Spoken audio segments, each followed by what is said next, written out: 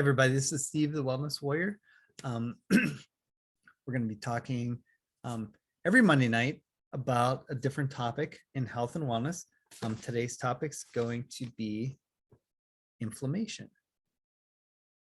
So let me get the screen up here and we will get started.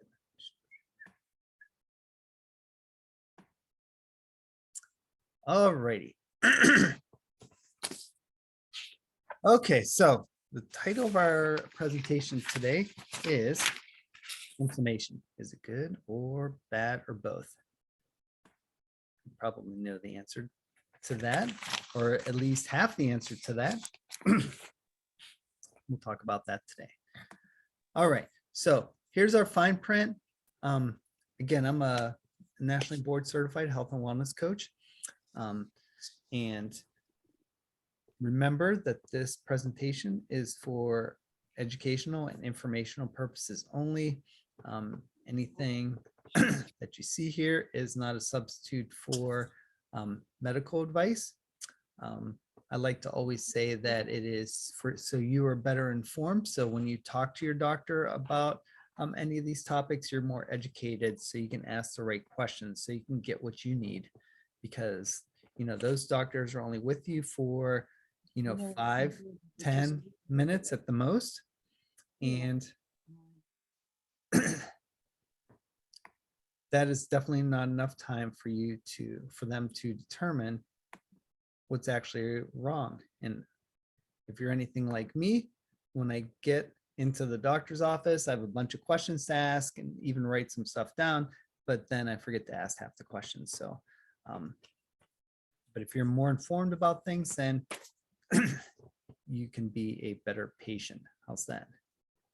I like to say that better. I don't want to say you know more than the doctor, but you're a better patient. All right, so here's me. This is from a long time ago, maybe 2013. So I was a lot younger then. But so I still do some obstacle course racing, although I do more obstacle course coaching than I do racing now. Like I said, I'm a national board certified health and wellness coach through the National Board of Medical Examiners. I'm a post-traumatic growth facilitator. I help veterans and their spouses in their health and wellness journey as well. I'm also a race director for a race too. I do a lot of stuff, I guess. All right, so is inflammation good or bad? So the answer is yes, it is good and it is bad. So why is it good? Because it fights foreign invaders. It helps you heal any injuries that you have. It helps mop up the debris that's left in the wake of whatever inflammation that you have. So why is it bad? So if you treat yourself a certain way, or you've had some habits for long periods of time, it could ignite inflammation could ignite arthritis, asthma, diabetes, can even contribute to blindness. Inflammation is probably the #1 cause of cancer as well. And there is very new research out there that talks about how inflammation is really the root cause of autism and mental illness. So a lot of new things are coming out that talk about even how depression is part of depression is inflammation of the brain. So we have a lot of things in our environment, in our food system, that really sabotages, what we're intended to do, and to help decrease this inflammation. And as a result, all these other things are also happening. So inflammation, is basically those white blood cells. I'm sure you've seen that maybe on some of your tests if you've had those. Microphages go around and help heal things as well. Those are kind of like the first responders. All right. And other things come in. Some inflammatory markers. Omega-6s isn't inflammatory. So you need a little bit of omega-6 when you have these acute injuries. So those molecules can go in there and, make things swell. So things can be repaired. And along with those good cells, there's also some molecules like the omega-3 group that help decrease that inflammation. So when it gets right down to it, inflammation should be short and to the point. All right, breaking tissue down and building tissue back up. It's really targeted. It could even be from pathogens that you get. We have inflammation, maybe our nose gets swollen, our eyes are swollen, or we have some, chest congestion. That's all our body trying to fight that inflammation. All right. But on the other hand, we don't want that inflammation to be hurting our healthy tissue. And this whole immune system should be a very, very tightly regulated system. And it's when that immune system goes off the rails that some of these things down at the bottom of the screen start to pop up. Whoop, there we go. So let's go over acute inflammation a little bit. So it gets that red color, like if you get something that's swollen or you get a bruise or something, and it gets more of a red type color. That is that increased blood flow getting there to try to decrease that inflammation. All right. So you can see this X-ray that I found. Sorry about that. And obviously this person had a lot of inflammation, and they had to have some screws in there to straighten up the bones. But you'd also be able to see that on the outside of swollen body parts, pain, loss of function. All those things is your body and your immune system going to that area to try to increase the repair of that particular area. All right. So funny thing about loss of function is that your body wants you not to use that thing. So for this person, this looks like it might be a wrist and maybe the pinky finger.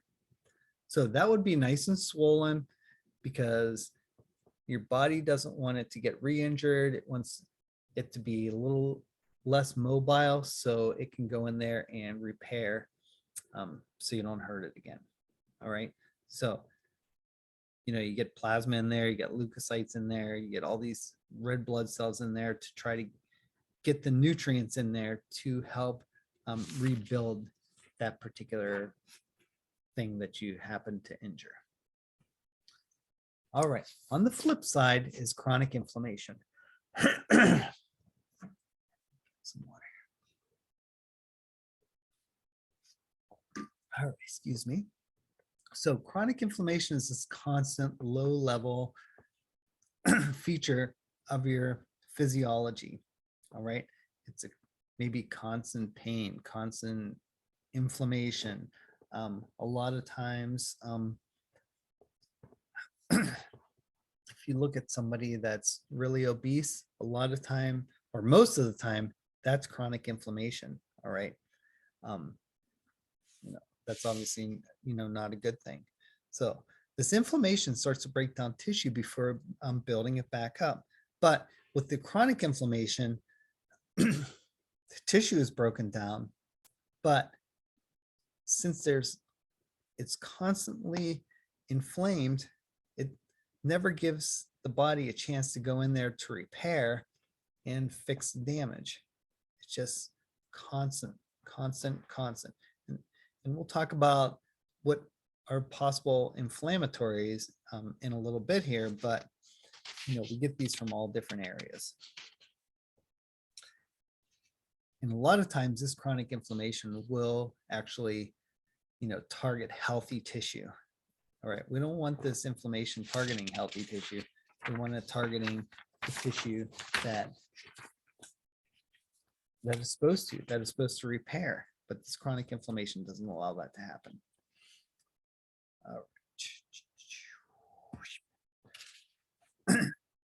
All right, so this is from a website called f1000research.com.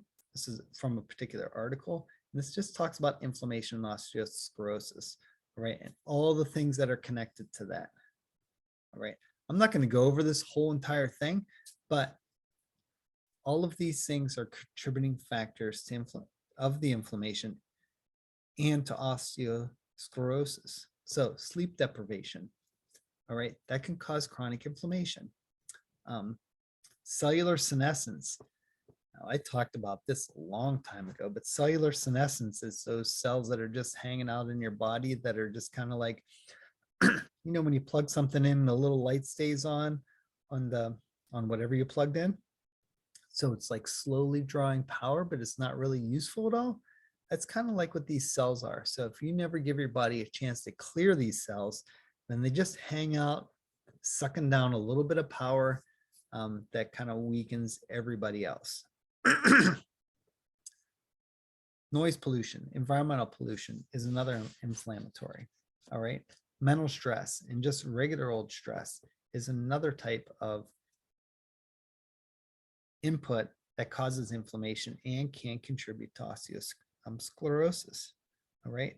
So leaky gut is another one. Your gut microbiome, your diet, all of these things can contribute to inflammation in your body and osteosclerosis. So we can go on that one, but I think you get the point that all these external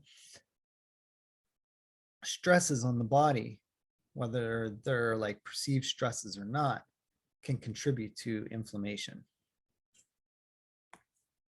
All right.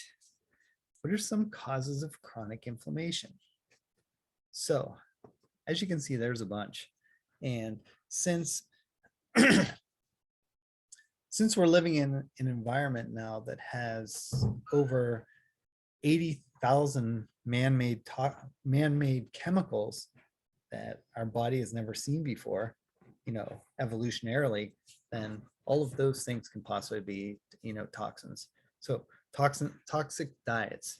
So high sugar, high processed carbs, high industrial fat, glutens, CAFO meat, consolidated animal. I'm drawing a blank on the FO, but farming operations. There we go. The meat. That's for another day. But low nutrient food. All of those things are contributing to toxic diets that cause inflammation. Insufficient omega-3 intake. So if you don't have enough omega-3 in your diet through your food or from supplementation, that could be a cause of inflammation, because omega-3 is an anti-inflammatory. And if you don't have enough anti-inflammatories, then there's too many inflammatories, which is excess omega-6 intake. All right. I think I just saw a graphic a couple days ago saying that in the United States, we have a 17.5 to 1 ratio as a population as a whole of omega-6s to omega-3s. So basically what that's saying is that in the person eating a standard American diet, they have 17.5 times more inflammatories than anti-inflammatories. So that's quite a bit, when the ratio that it should be is optimally 1 to 1, but that's almost never happens. But 3 to 1 is usually a good spot for that. All right, next down on the list is lack of sleep. For a regular human, Generally 7 to 8 hours of sleep is what is recommended to allow your body to start the recovery process. Lack of movement is another thing. So I'm sure you've heard somebody say use it or lose it. That's the same thing with your joints. If you don't use your joints often, then they become almost like rigor mortis and they don't want to move as well. All right. And that's from all of these other things combining to make inflammation in that particular area. Poor recovery. So this is when people work out too hard and they never give themselves a chance to recover. So thinking like ultra distance runners, people that run, between maybe 40 and 80 miles a week, that puts a big burden on their heart. Heart's a muscle like any other muscle. So if you think about if you ever use your muscles too much and they got sore, all right, because you broke down some of the muscles and your body's going in there to repair that. That's what happens to these ultra distance runners' hearts. But if they don't give themselves enough time to recover, then that tissue starts to scar because they don't give it a chance to recover. So a lot of these ultra distance runners die in their 50s because they've run so many miles, they haven't given their heart a chance to recover. So their heart actually, it stops because it is solid, because it's almost all scar tissue and it just can't beat anymore. It's so stiff. So if you have any scar tissue on your body, you know that that scar tissue isn't as flexible as regular tissue. That's an extreme example, but that's kind of like what happens when you work a little bit too hard. All right, chronic stress. So this could be from a bajillion different sources. All right, constantly worrying about things. Constantly working out too hard, constantly eating French fries every day. All right, all of these things are different stressors that, combined over time, every single day can become chronic stress. And chronic stress increases your cortisol, which is your stress hormone, and if that cortisol stays up, day after day, year after year, then you will have inflammation in your body, right? Lack of downtime, not taking the time that you need to slow down, relax, and let your body recover.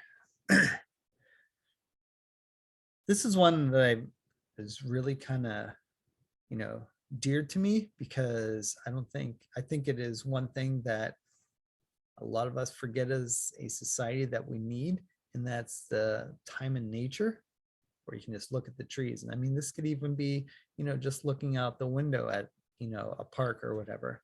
Our race has been around for 2.5 million years.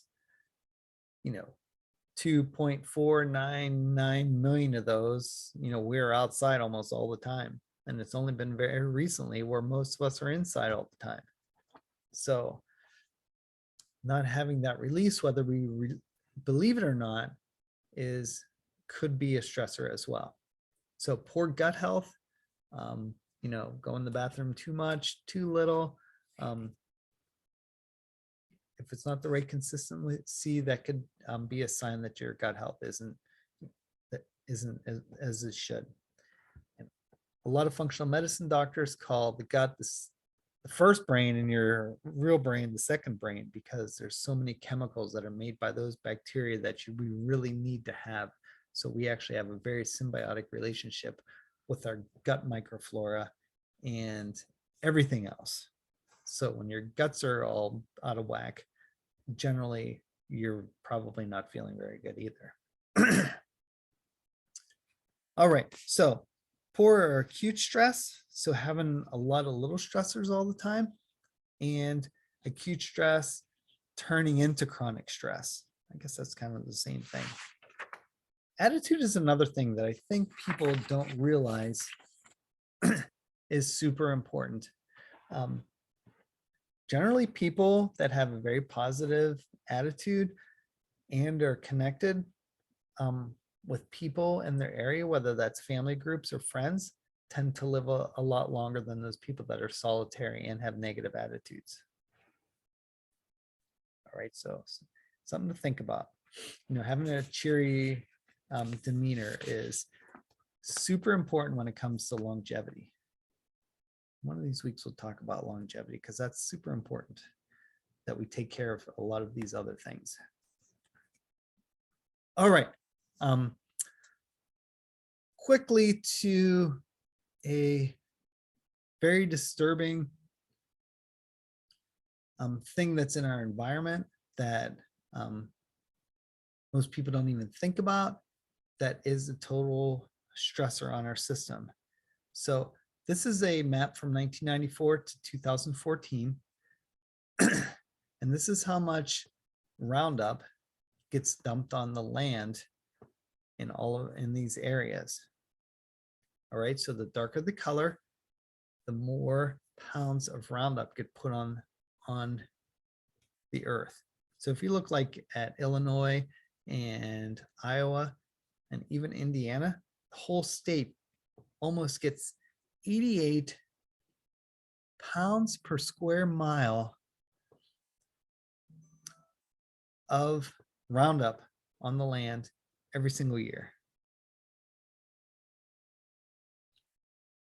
Every single year. And this is only from 2014, so this was 8 years ago. All right. You can see some very interesting spots on here. So like this spot right here in northeastern New York, that's Adirondack Park. So there's no pesticides there.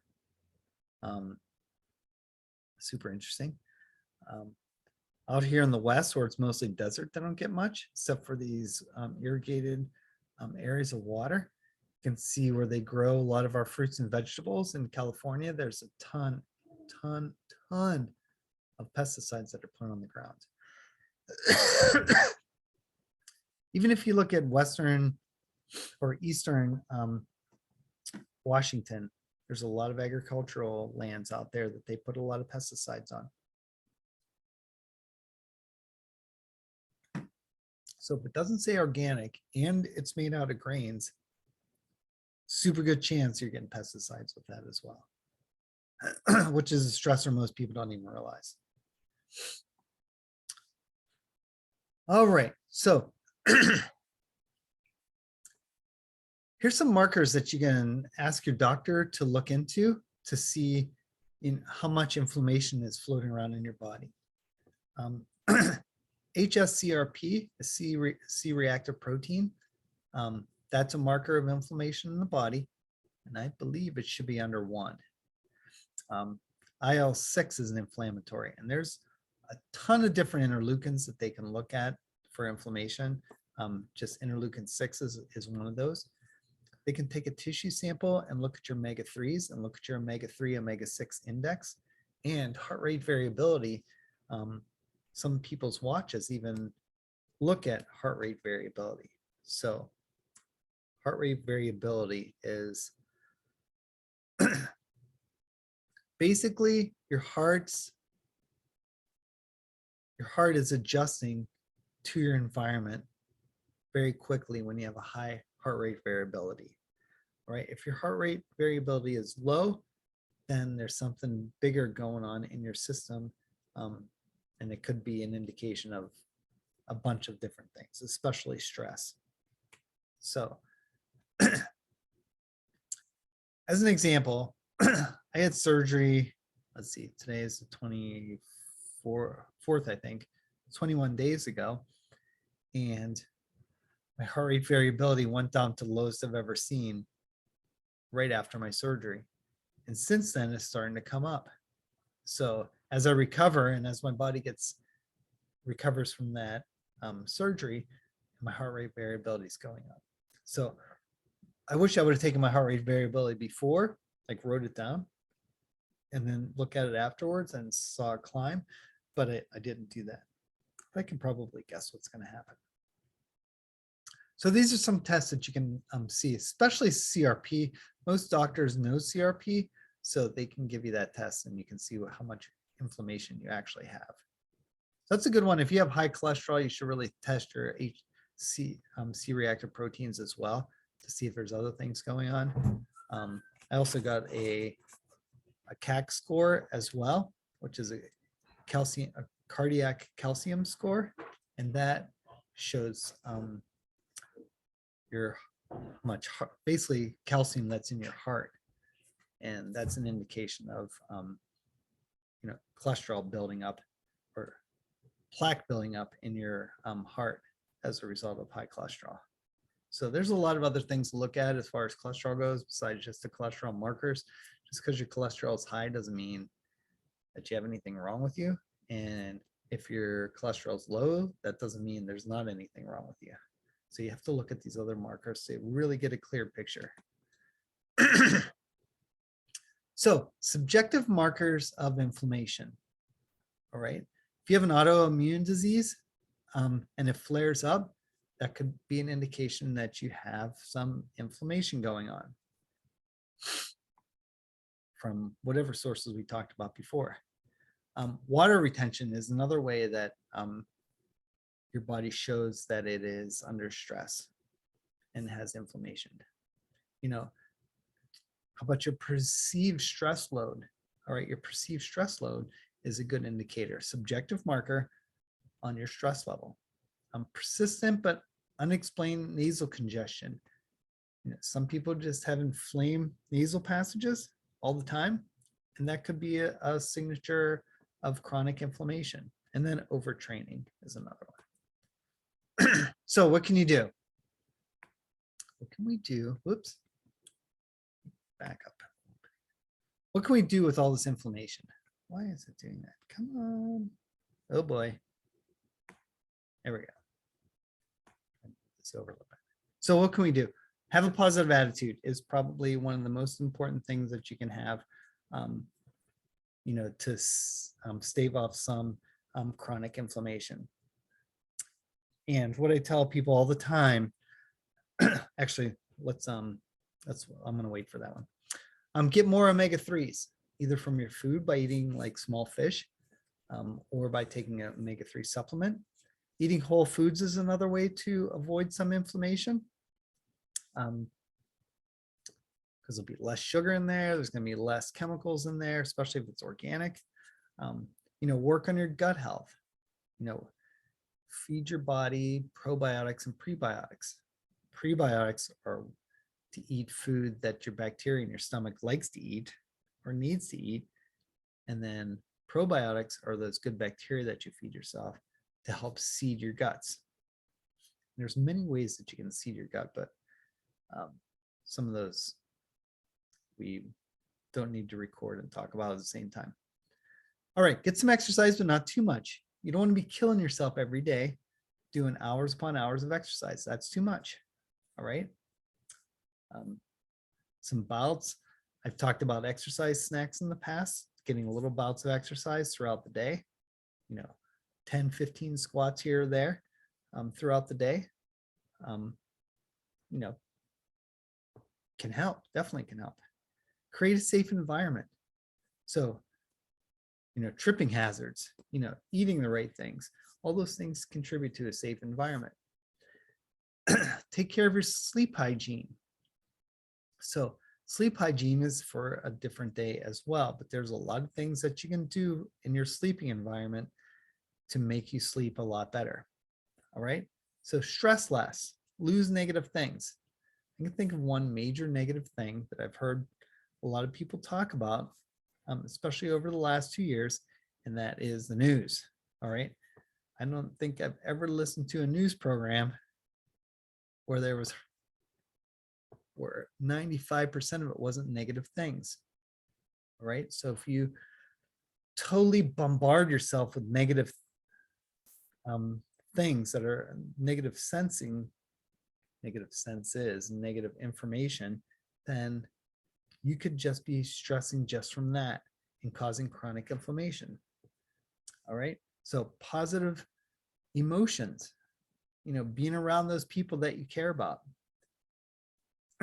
that elicits positive emotions for the most part, unless they have a new puppy and they're gone to the bathroom in the house, then that might not always elicit positive emotions. But for the most part, if you hang around the people that you love, that's generally some positive emotions. All right. So I think next week, or in our next meeting, we'll talk about stress. And because we really led into a lot of that with this week's conversation about chronic inflammation. But stress is a major portion of that, 300 or 3,000 years ago, the stresses were totally different and not as intense as they are today. All right, hopefully you learned a little bit today. Went over a little bit of chronic inflammation, a little bit about what you can do with it or do for it to help decrease the stresses, whether those are environment or food or whatever. All right. Thank you for coming today. This is Steve, the Wellness Warrior, signing out. You can find me at wellnesswarrior.coach, and we'll see you next time. Thanks for coming.